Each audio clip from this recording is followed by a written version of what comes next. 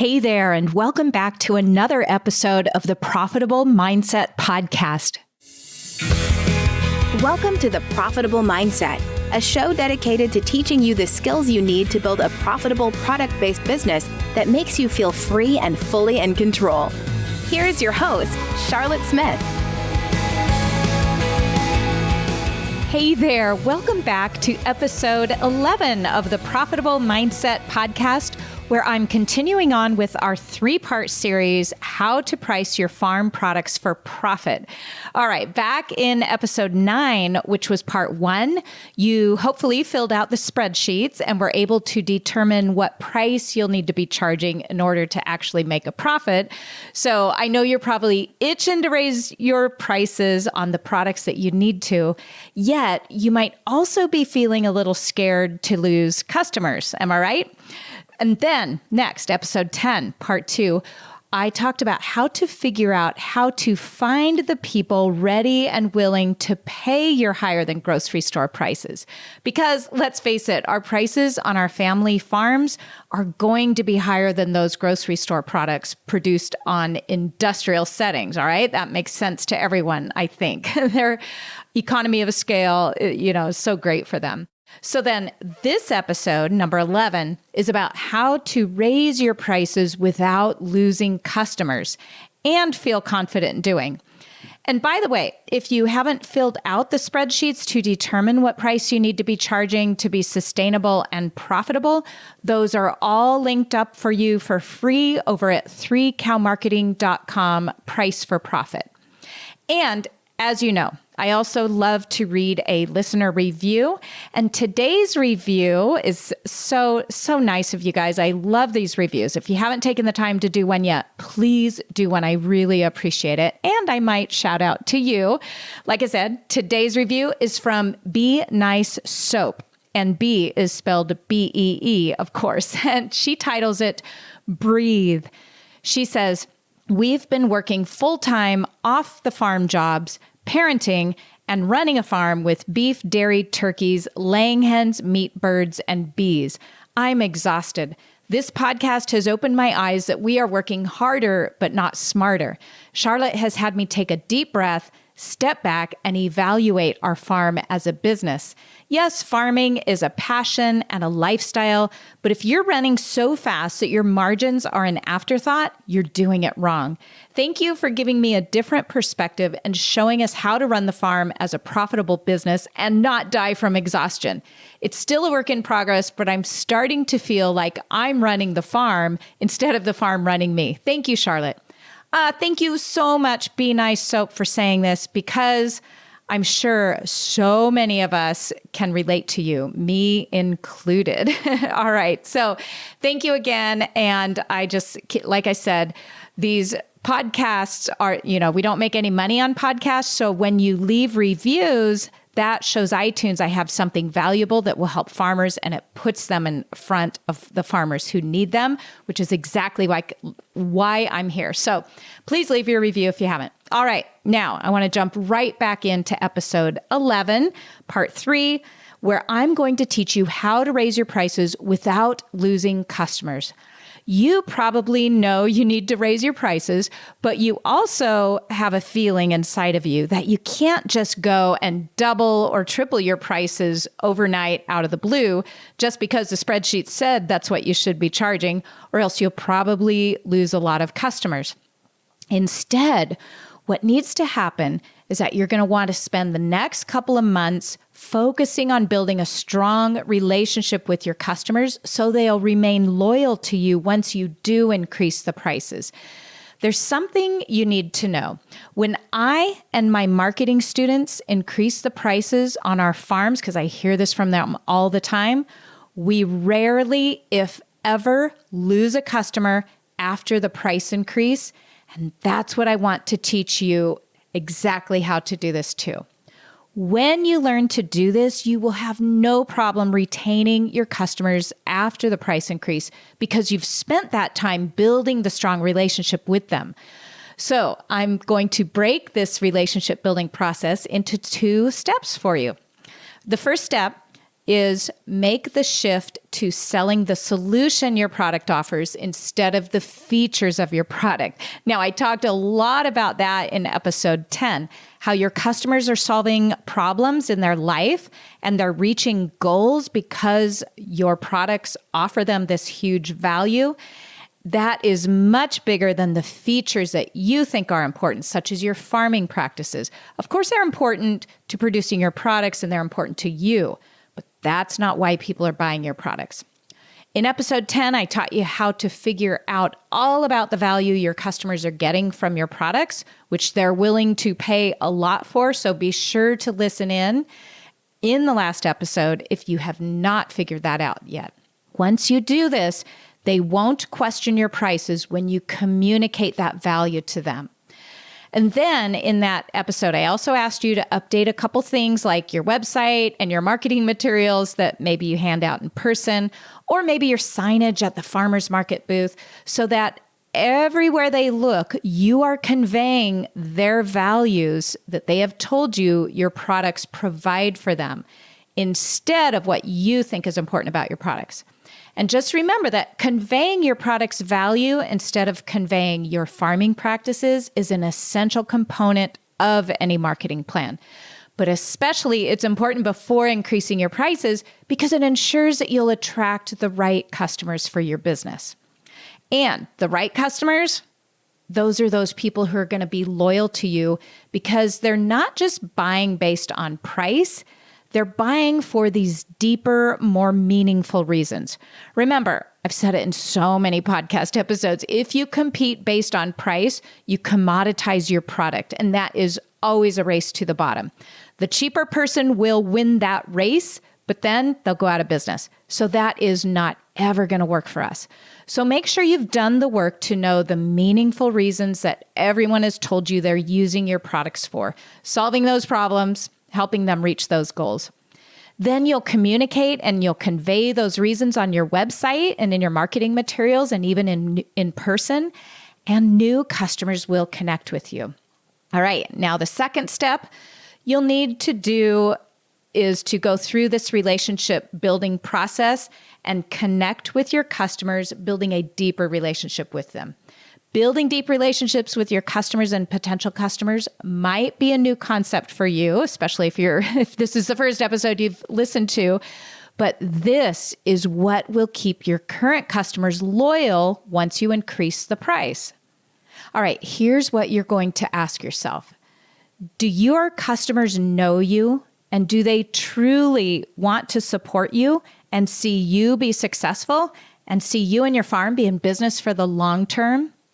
Do they take time to visit with you when you see them at the market or in your store or at your drop sites? If not, if they aren't doing that, then that's feedback for you that you've got to work on building a stronger relationship with your customers.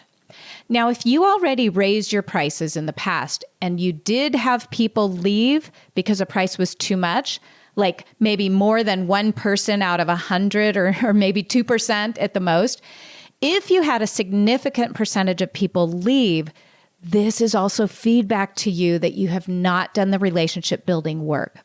A relationship with you is why people buy today when they could far more easily and more conveniently just click to order online for home delivery. And it's not like there's another easier alternative to relationship building. You've got to spend the time and do the work to figure out how to build these relationships with people today.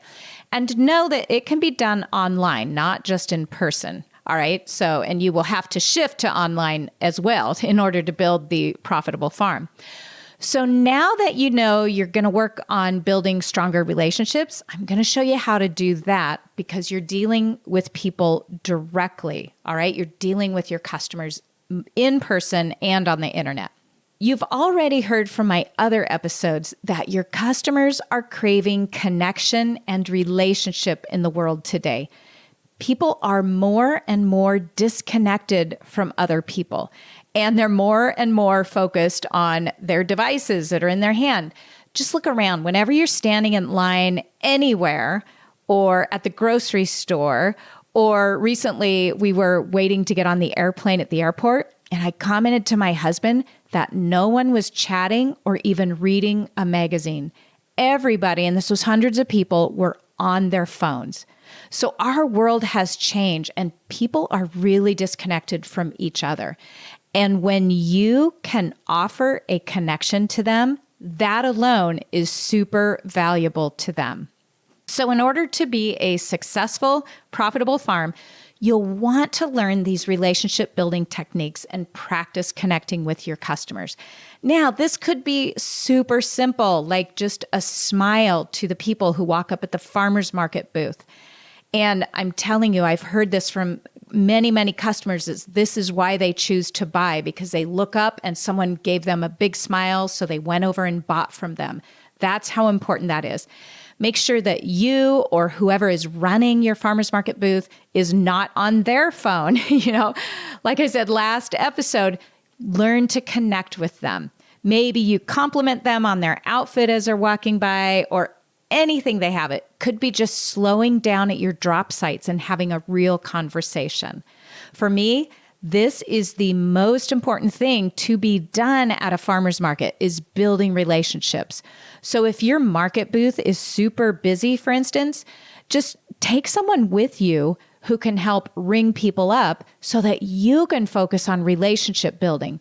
Or if that's not an option because you've got different schedules or multiple markets at the same time or several a week, make sure that whoever is working the booth is really good and well-trained in engaging with people and working on building that relationship. That is their job first and foremost. Sales are secondary. The relationships built at the farmer's market are far more valuable in the long run than any sales you might make that day, okay? The relationship building is what keeps them coming back time and time again. Something I have learned through the last 10 years in my farm business is you can only get so far with this in-person communication.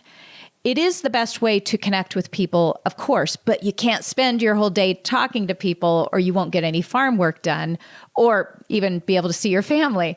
So the first the first year I was in business, our farm's customer base was growing quickly. So right away, within the first couple weeks, I had about 20 weekly customers.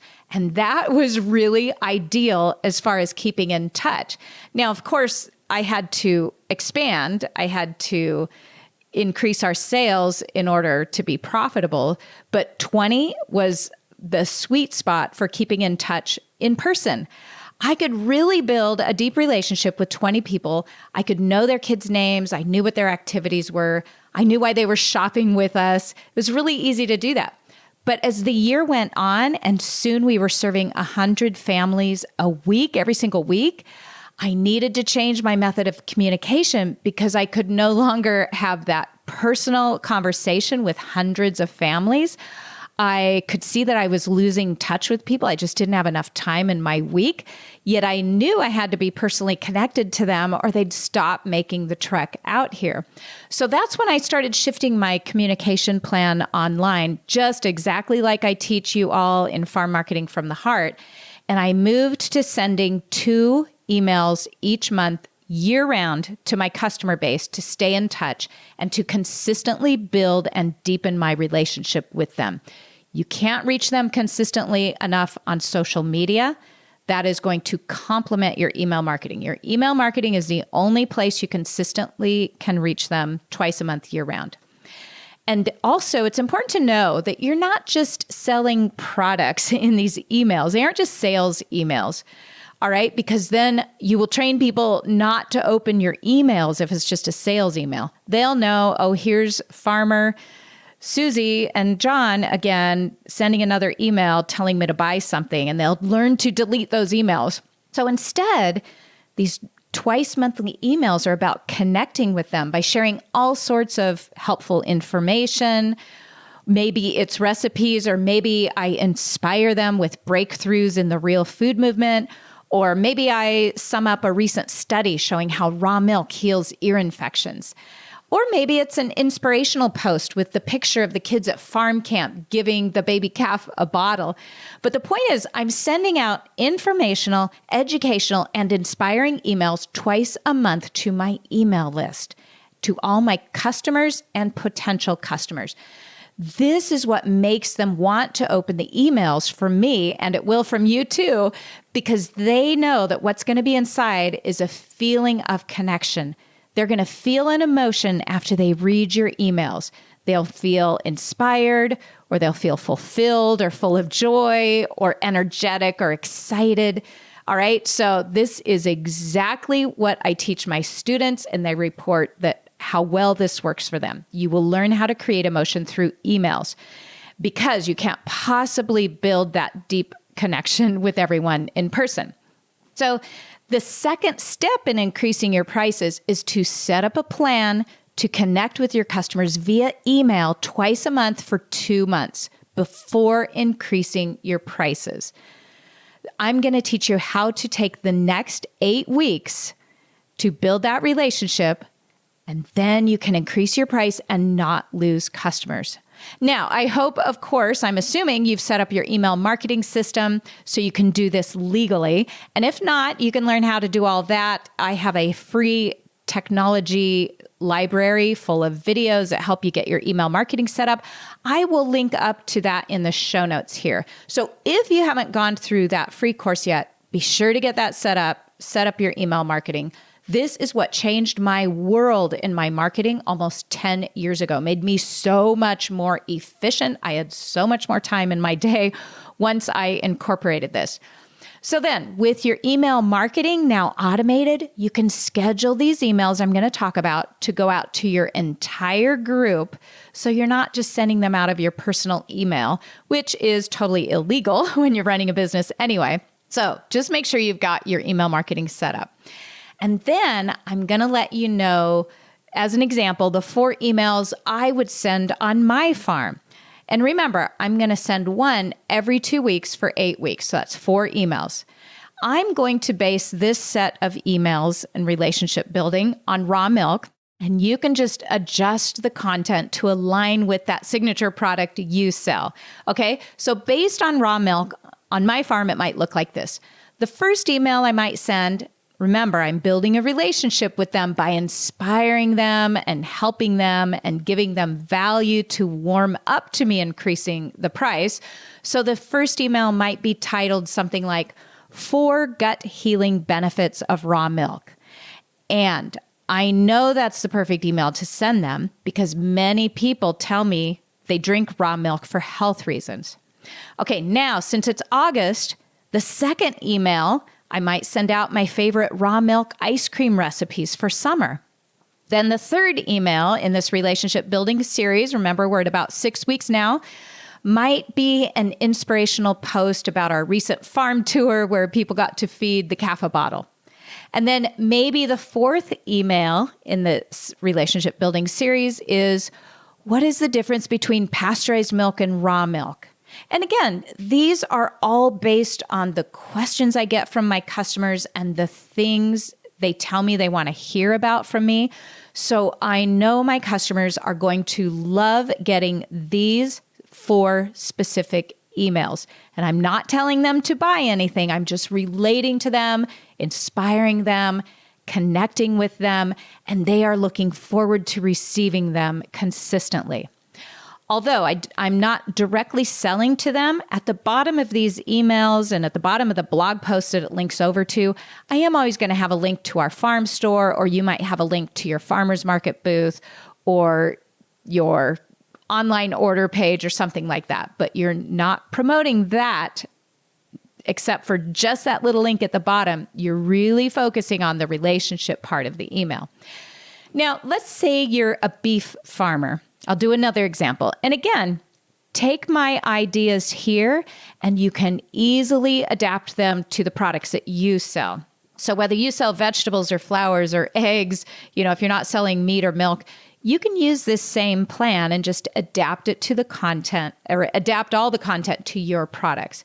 So if I sold grass-fed beef, here's what I'd do over the next 8 weeks. I'd send the following 4 emails. Oh, here's a great example I'm going to do next summer. I just had a fabulous 4th of July party because I'm in charge of this party for a nonprofit organization. And I'm in charge of the decorations, so I have to decorate for it on the cheap because it's a nonprofit. So I went to the dollar store and I did the cutest decorations for this 4th of July barbecue. And I'm going to send a blog post about it, giving them the inspiration and the ideas for their next barbecue and decorating at from the dollar store. Now, what does that have to do with selling beef? Everything. Because remember, in the last podcast episode, I taught you how to find out how your customers are using your products. My customers would love to get an idea on how they can decorate for a very festive event using everything from the dollar store so they don't break the bank, but yet have it look really sophisticated like our party did. So that's going to be an inspirational post my customers will love. The next email number 2 to build relationships is I love burgers and I love using different sauces for my burgers. And over the years, I've collected these 3 different burger sauces that I'm always telling people about, and they're very different from each other. So I'm not going to send out a recipe on how to make a burger.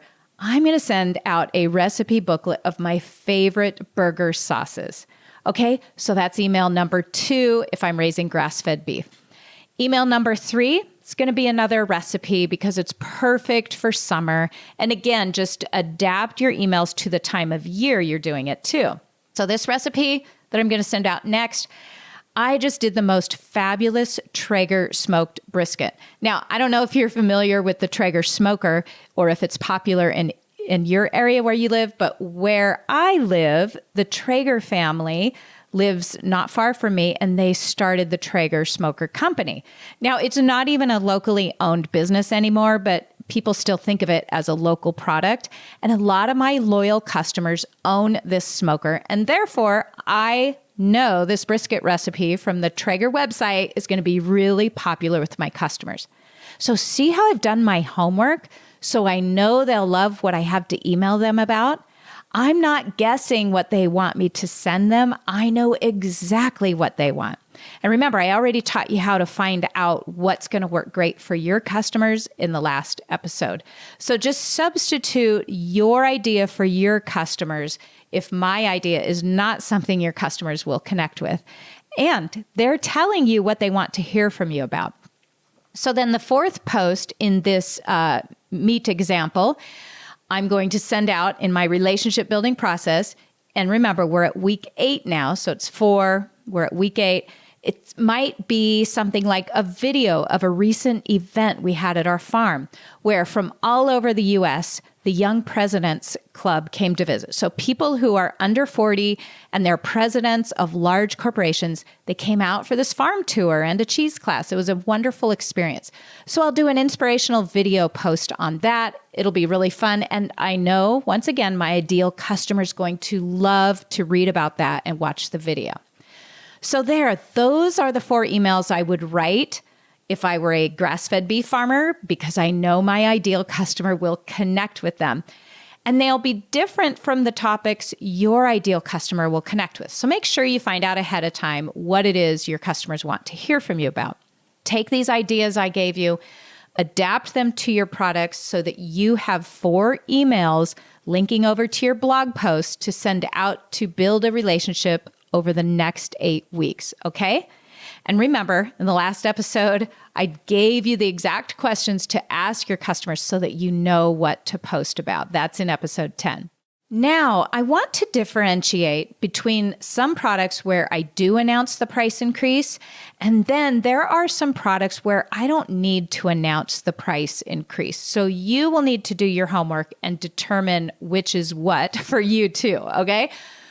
When I would increase the price of our raw milk, I would announce that by email. I would send those 4 relationship building emails, and then I would send an email out about the price increase because 100 families a week are committed to buying the milk every single week, and it's a part of their budget and it's a part of their weekly staple. I've learned over the years that people really need and appreciate at least a 1 week heads up. And it might be just a simple email like, as of Monday, August 1st, the milk price will be this much per jar. And I'll have some friendly relationship building in the email too. But that's it. That's all I do. I just state the new price. Matter of fact, I don't apologize. I don't have to explain or anything because I have this very strong relationship with them. They trust me, so I can be matter of fact on the price increase. Now, on our beef price, on the other hand, I would not send out an email just announcing the price. I would just be doing these relationship building emails in this series because what I have learned from watching people buy meat over the years in our store is they don't look at the per pound price and it doesn't matter to them. They come in and they already know what they want. Again, it's all because of that relationship I have with them. So they might grab 5 packages of ground beef and a couple T-bone steaks and maybe a brisket because I just sent out the recipe.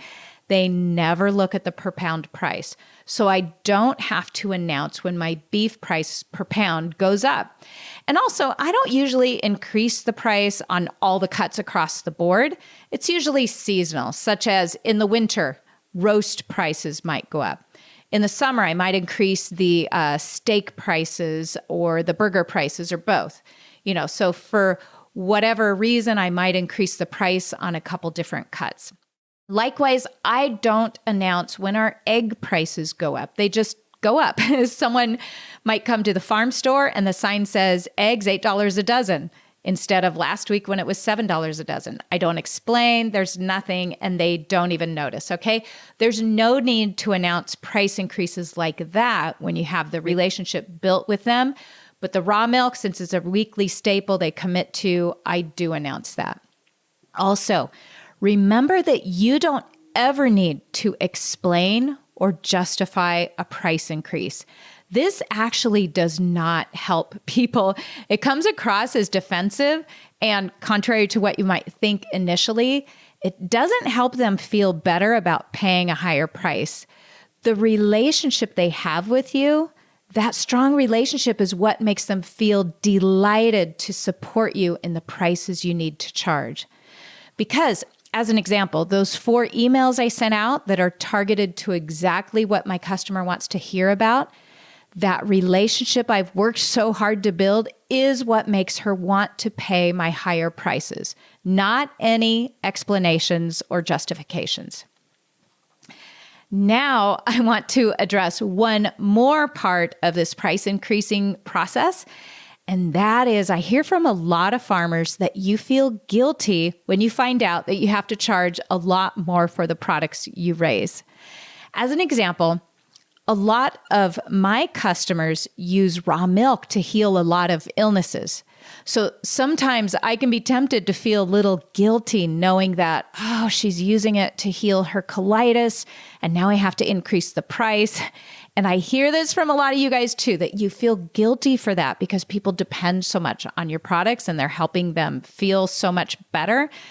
And sometimes you might also have the mindset that, shouldn't we be doing everything to keep our prices low to make sure people can afford our products? Just know that I've struggled with this in the past too. But one simple sentence I want to share with you, because it helped me so much. This sentence changed my perspective forever on pricing my products and stopped the guilty feelings right in their tracks. It's something one of my mentors taught me. And they said, if I have a product that's helping people, it is my obligation to do everything possible to get that product in front of the people who need it most. So that is my belief. It is my obligation to price my products to be profitable because otherwise I won't be here in a year or 2 to give people the products that are helping them. It is my obligation. I believe as farmers, it's our obligation to price for profit so that we're here for years to come, serving these customers who need our products, who are using our products to solve their problems and reach their goals. And remember, most farmers go out of business by year 2 because they just can't afford to keep going. So it's your obligation to price your products to be profitable and get your products in front of the customers who need them most. It is not our obligation to keep our prices artificially low. And I do think that when people are charging too little, it's always artificial and it's not sustainable. So if I see cheap eggs, cheap vegetables, cheap milk, I know that they're subsidizing that somehow. They are cutting corners to keep it artificially low. And it's just not going to work out in the long run. Now that you've built your confidence, you know you have to do it, you're going to raise your price. And guess what?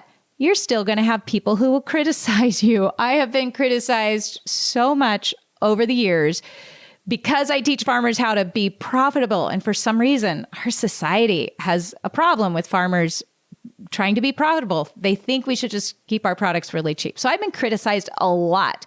And guess what? I have learned to welcome it now. It's made me so confident in what I do. You certainly build strength. And I can tell you this, you will develop a backbone. The more you get criticized, you will develop a very strong backbone. So I look at as criticism in my life has only helped me. But every once in a while, you're still going to have people who have sticker shock or they want to argue over the price. So what do you do then? Well, there are some things that I've practiced over the years that make it way easier to stay feeling confident when those feelings of guilt can creep in. There's a phrase I use where I'll say to the person, "Oh, I know my products aren't for everyone. I totally understand if our farm doesn't work for you." And that's because I simply cannot serve every person in my local community. I have compassion, total compassion when I say that to them. I compassionately say, I know my products won't work for everyone. And then I focus only on the people who are willing to prioritize my relatively expensive and probably totally inconvenient farm products, which does not mean I just sell to rich people. I have customers from all socioeconomic scales, okay? From all walks of life. I have single mothers who are working jobs outside of the home too to make ends meet, and they will prioritize our farm products. So when I give all of my attention to these people who make our farm a priority, I feel immense appreciation and no guilt. Appreciation and guilt can't coexist. So that appreciation makes sure that I'm doing what I need to do to stay around long term. And I want that for you too. All right. The second thing I do that helps me with this criticism or this sticker shock is I put myself in my customer's shoes.